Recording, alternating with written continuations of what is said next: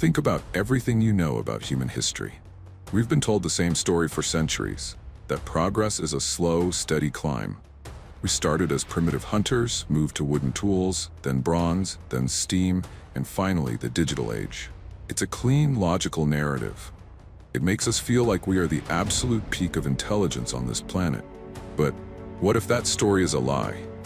What if history isn't a straight line, but a series of violent cycles? Scattered across the globe, hidden in the deepest jungles and at the bottom of our oceans, are objects that simply should not exist. We call them out-of-place artifacts. These aren't just curiosities, they are anomalies that defy every law of archaeology. We're talking about precision-cut granite boxes in Egypt that are flat within a few microns. We're talking about microscopic nanotechnology found in 100,000-year-old soil. We're talking about ancient maps that show Antarctica without ice, thousands of years before we even discovered the continent. Mainstream science calls these coincidences, but when you have 12 of them, each more impossible than the last, it's no longer a coincidence. It's a crime scene, and the victim is our true history. Today, we aren't looking for aliens. We are looking for ourselves, a ghost civilization.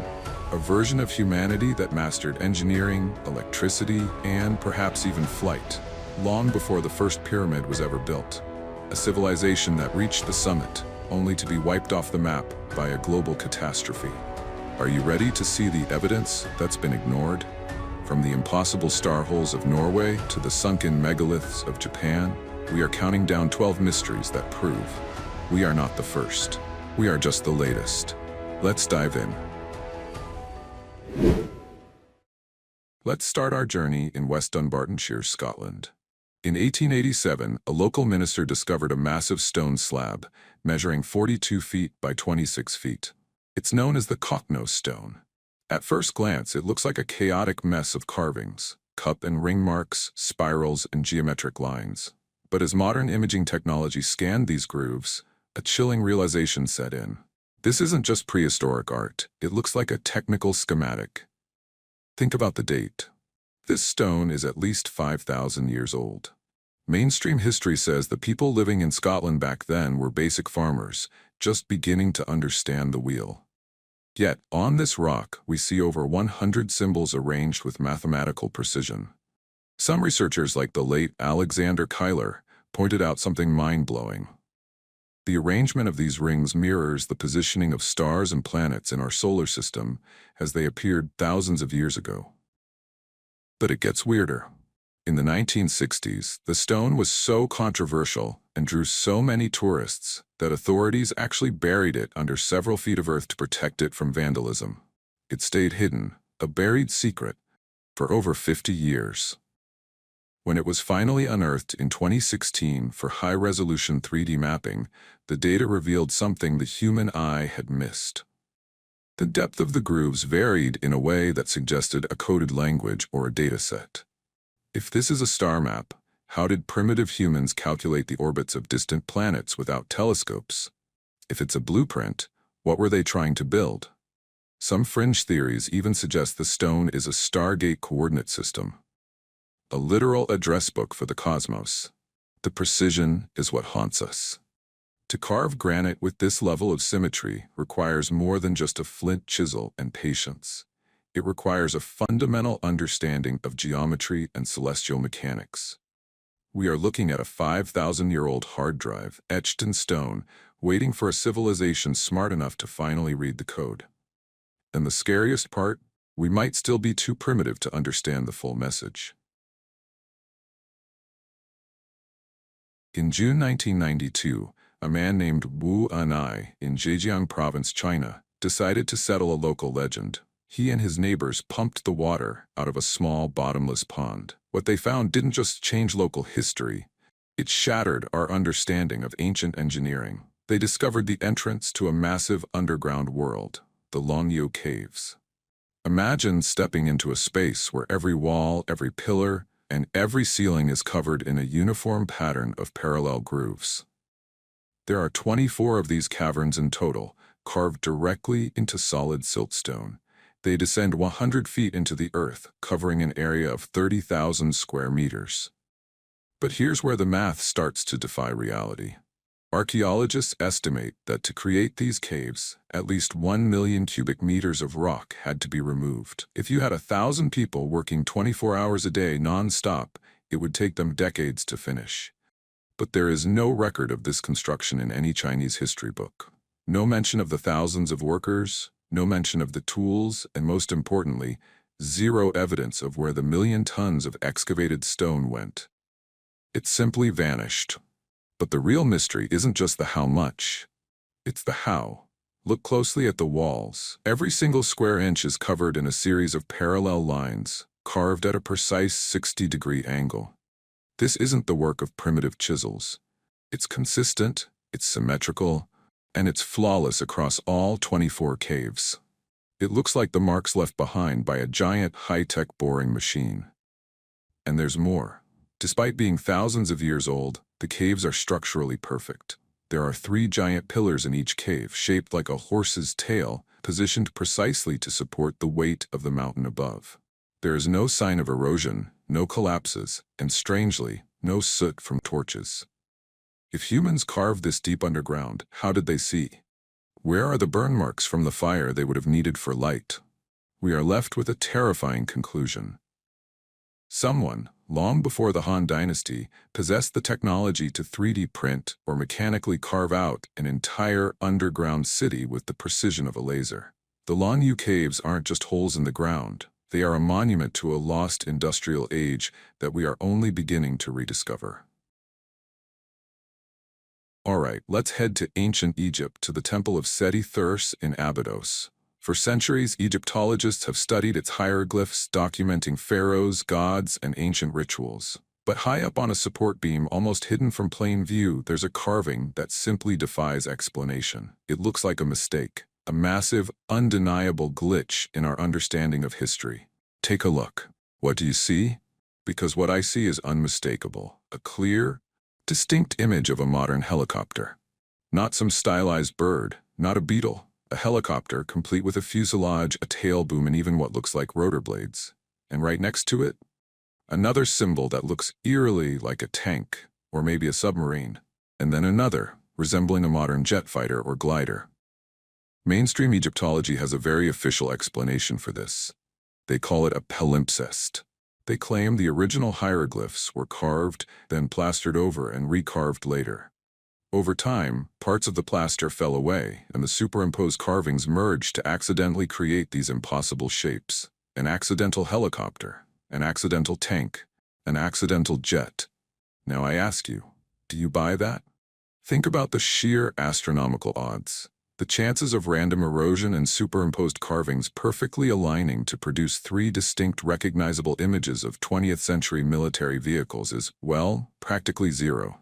These aren't abstract shapes.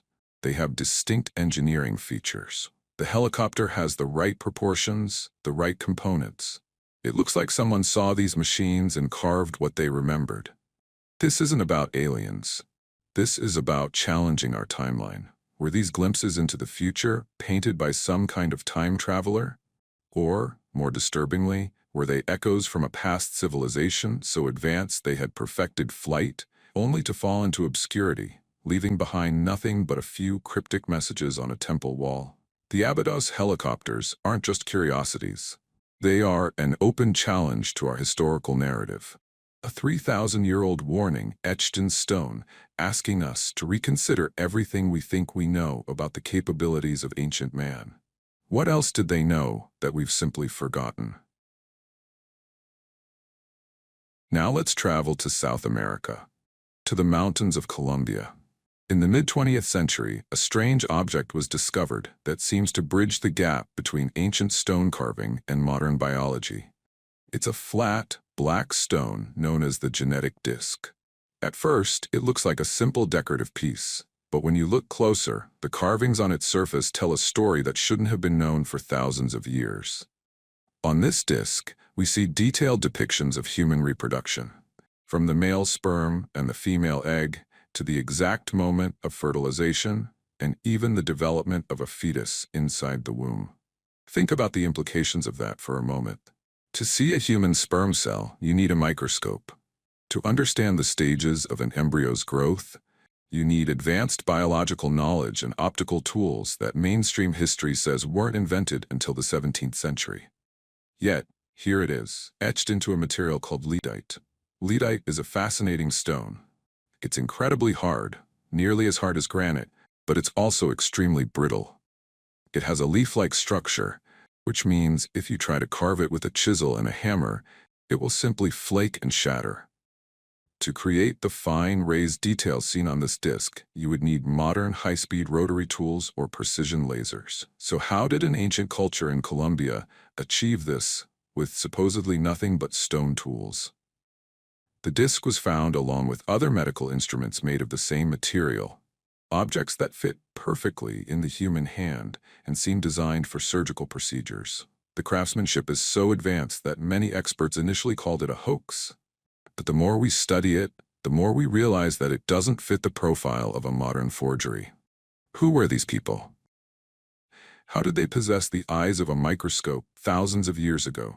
The genetic disc is a silent witness to a time when humanity understood the very building blocks of life, a level of biological mastery that we are only just remastering today.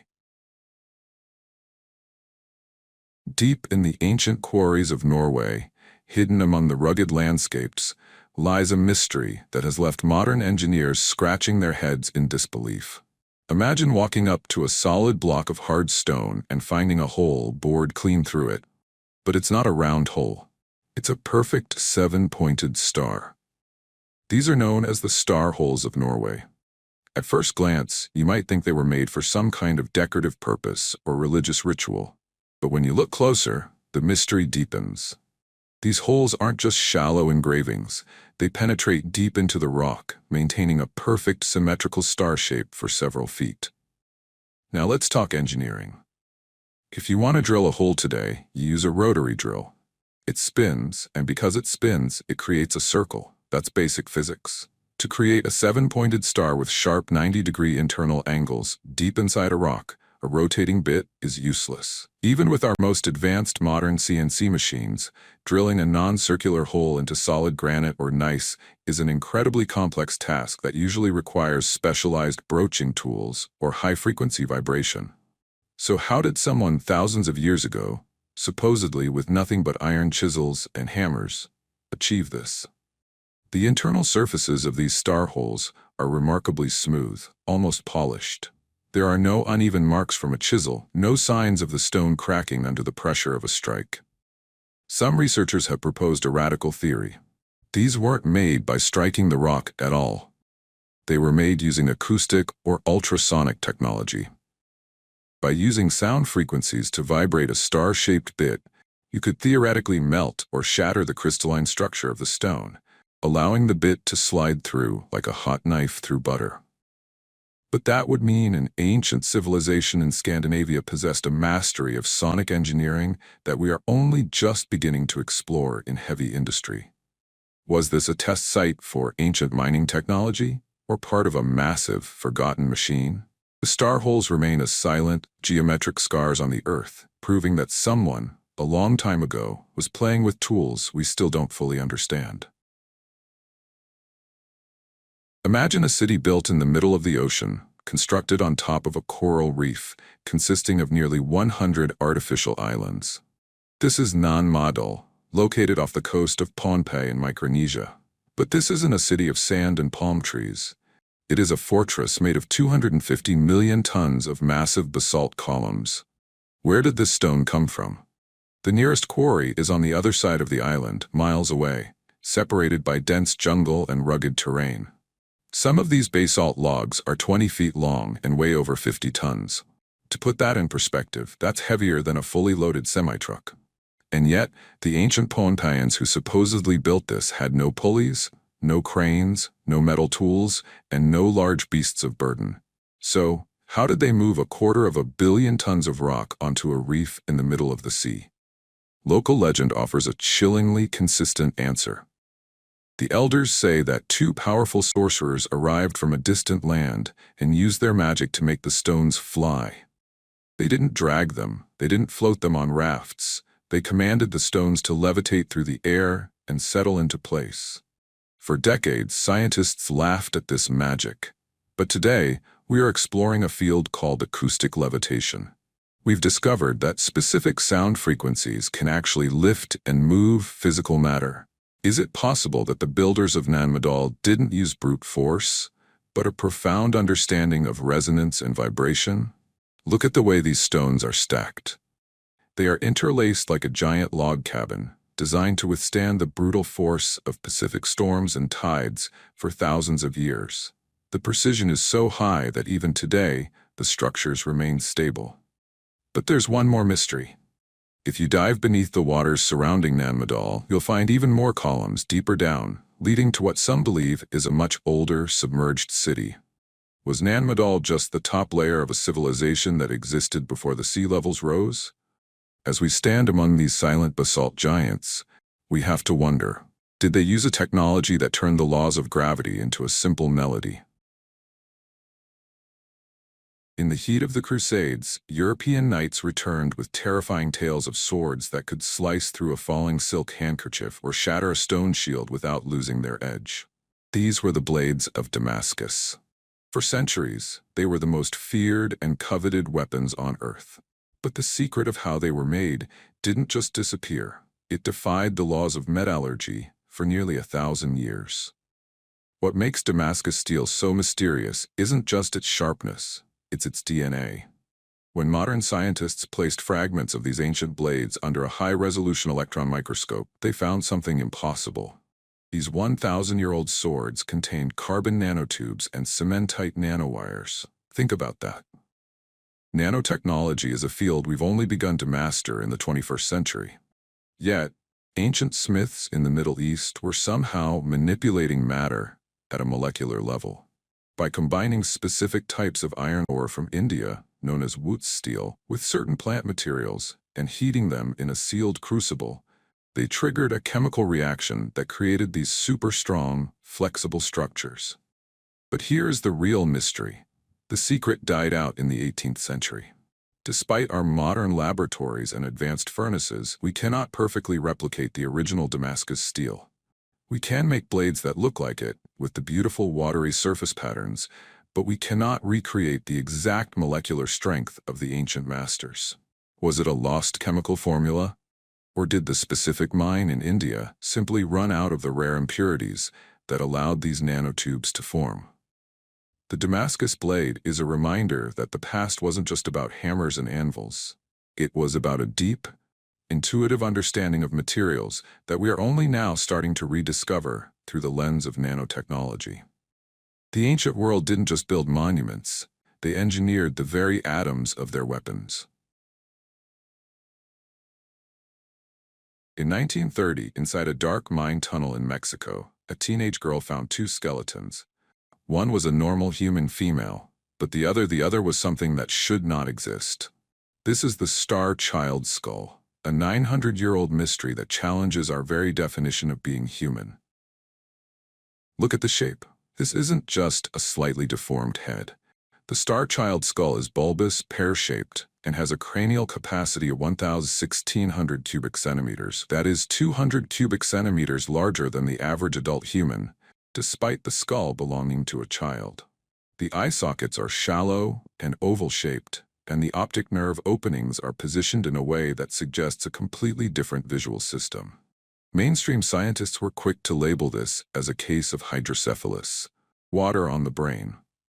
But the evidence tells a different story. In cases of hydrocephalus, the skull expands unevenly, creating distortions. The Star Child skull, however, is perfectly symmetrical. But the real shock came from the lab. When researchers analyzed the bone, they found it was half as thick as human bone, yet twice as hard. It contained strange microscopic fibers that have never been seen in any other species on Earth. And then there's the DNA. Initial tests in 2010 revealed that parts of the mitochondrial DNA, the DNA inherited from the mother, were human. But the nuclear DNA, the DNA that determines the father, it was unidentifiable. It didn't match anything in the National Institutes of Health database. Was this a natural mutation so extreme it rewrote the laws of biology? Or are we looking at the physical evidence of ancient intervention? Some believe this skull is a hybrid, a bridge between humanity and a much more advanced civilization that visited us long ago. Whether it was a child of the stars or a lost branch of the human family tree, the Star Child skull remains a silent, bone-white enigma. It stares back at us with those shallow eyes, asking a terrifying question. Do we really know who our ancestors were? In the Jahanabad district of India, there is a cluster of caves carved into giant granite boulders that shouldn't exist according to the history of technology. These are the Barabar caves. On the outside, they look like simple ancient entrances, but once you step inside, the world changes. The interior walls of these caves are not rough or jagged, they are polished to a mirror-like finish. We are talking about granite, one of the hardest stones on Earth, polished so smooth that you can see your reflection clearly, 2,300 years after they were supposedly carved with simple chisels. Mainstream history says these were meditation halls for monks. But why go to such extreme lengths? To achieve this level of mirror polish on granite today, we use high-speed diamond grinders and chemical polishing agents. The geometry inside is even more disturbing. The arches and rectangular rooms are perfectly symmetrical, with corners so sharp they look like they were cut with a laser. But the true secret of Barabar isn't what you see, it's what you hear. The caves are precision-engineered acoustic chambers. Because of the perfect curvature and the glass-like walls, the resonance inside is unlike anything on Earth. A single clap or a hum creates an echo that lasts for several seconds, vibrating at specific frequencies that seem designed to affect the human nervous system. If you make a sound, the cave doesn't just reflect it, it amplifies it into a haunting metallic vibration. It's as if the entire mountain is singing. Why build a mirror-polished, acoustically perfect chamber inside solid rock? Was it for spiritual enlightenment, or was it a piece of ancient technology? Some researchers believe these were vibrational labs, places where sound was used for healing, or perhaps even for softening stone itself. The Barabar caves prove that 2,000 years ago, someone understood the intersection of geometry, geology, and frequency far better than we do today. In 1961, 3 shop owners were searching for unusual rocks in the Olancha Mountains of California. They found a geode, a common-looking stone with crystals inside. But when they cut it open, they didn't find quartz or amethyst. They found something that shouldn't exist in nature, a mechanical component. This is the Coso artifact. Inside a shell of hardened clay, pebbles, and fossil shells, there was a white ceramic cylinder with a magnetic copper ring and a 2mm steel shaft in its center. X-ray analysis revealed even more disturbing details. Inside the ceramic sleeve, there was a tiny metallic spring. Does that sound familiar? It should. It bears a striking resemblance to a modern spark plug, specifically a Champion spark plug from the 1920s. But here's where it gets impossible. Geologists who examined the fossil shells in the casing surrounding the object estimated its age at over 500,000 years. 500,000 years ago, humans were barely beginning to control fire. We certainly weren't manufacturing high-grade ceramics, refining magnetic copper, or creating precision-wound steel springs. Critics argue it's just a 1920s spark plug that fell into a mud hole and developed a natural concretion around it very quickly. But if that's the case, how do you explain the chemical process that fused fossilized shells from a much older era into the crust? If the Coso artifact is truly ancient, it means our ancestors, or someone else on this planet, had mastered internal combustion engines before the last ice age. It means the roar of engines might have echoed through the mountains 500,000 years before Henry Ford was even born. Was it a relic from a lost industrial era? Or is time itself more fluid than we believe? The Coso artifact was eventually lost by its owners, but the X-rays remain as haunting proof of a technology that wasn't supposed to be there. For centuries, we've been told the Great Pyramid of Giza was a tomb for Pharaoh Khufu. But here's the problem. No mummy has ever been found inside. No internal inscriptions, no funeral art, and no treasures. Instead, what we find inside the most precise structure on Earth looks less like a temple and more like a massive industrial machine. This is the Giza power plant theory, popularized by researcher Christopher Dunn. Think about the materials. The pyramid isn't just made of limestone, its core chambers are built with massive blocks of rose granite. Granite contains a high concentration of quartz crystals. When quartz is subjected to pressure, it generates electricity. This is known as the piezoelectric effect. Now, imagine the entire pyramid, millions of tons of stone, vibrating with the Earth's own seismic frequency. The Great Pyramid is tuned to the Earth's resonance. It's a giant harmonic oscillator. But what about the fuel? In the Queen's Chamber, researchers found traces of hydrochloric acid and zinc chloride. When these two chemicals are mixed, they create hydrogen gas, one of the most powerful energy carriers in existence. This gas would have been directed into the Grand Gallery, where it was energized into a microwave beam. But where did the power go? Look at the tip of the pyramid. It was once capped with a gold or electrum pyramidion. Gold is one of the best electrical conductors. The theory suggests the pyramid was a wireless transmitter, sending clean, free energy through the ionosphere. The same concept Nikola Tesla tried to achieve with his Wardenclyffe Tower thousands of years later. If the Giza power plant is real, it means the ancient Egyptians didn't just have fire and copper. They had an advanced understanding of vibrational physics and chemical engineering. They weren't building for the dead, they were powering the living. And when the system was eventually shut down or sabotaged, it plunged the world into a dark age that lasted millennia. Finally, we arrive at the ultimate mystery. Deep beneath the crashing waves of the Pacific Ocean, off the coast of Yonaguni Island in Japan, lies a structure so massive and so precise that it threatens to rewrite every history book on Earth. This is the Yonaguni Monument. Discovered by a diver in 1986, this submerged megalith is 165 feet long and 65 feet high. At first glance, it looks like a giant stepped pyramid, but as scientists dived deeper, they found features that nature simply does not create. We are talking about perfect 90-degree angles, flat terraces that look like grand staircases, and straight walls so smooth they feel polished. Mainstream geologists try to argue that this is a natural formation, the result of sandstone fracturing. But can nature create a perfect right-angle corner? Can nature carve a trench that surrounds a structure, or create two massive, parallel pillars that stand 20 feet apart? But here is the smoking gun. Geologists agree that for this structure to be above sea level, it would have to be at least 10,000 to 12,000 years old. Think about that. 12,000 years ago, according to our current history, humans were primitive hunter-gatherers. We weren't supposed to know how to move massive stones, let alone carve an entire mountain into a ceremonial complex. This was the end of the last ice age, a time of global catastrophe, melting glaciers and rising sea levels. Legend speaks of Mu, a lost continent in the Pacific that vanished in a single night of fire and water. Is Yonaguni a remnant of that lost world? If Yonaguni is man-made, it proves that a global, seafaring, and highly advanced civilization existed while we were supposedly living in caves. It proves that we are not the first modern humans.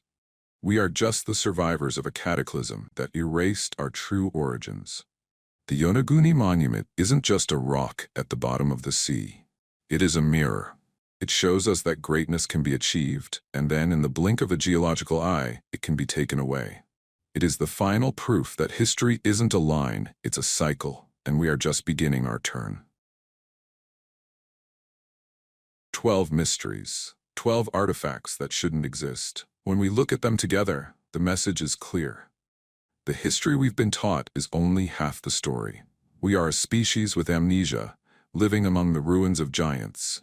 But the evidence is there, waiting for us to stop looking at the past as primitive and start seeing it as a warning. Because if they could fall, so can we. The question is, what will we leave behind for the next civilization to find?